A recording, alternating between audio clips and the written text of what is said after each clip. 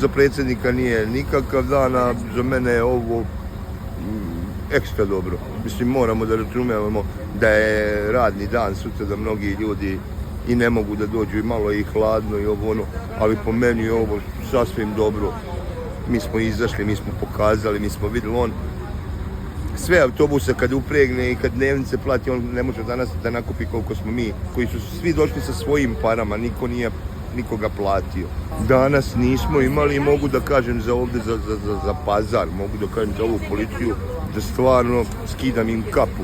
Ljudi su dole autobus čuvali, pazili su, svaki 10-15 minuta je neko vozilo prolazilo. Mislim, možemo da sad ne volimo i da im mrzimo ovako, onako, da su svi u Srbiji kao i ovdje kod vas u pazaru, to skidam kapu ljudima.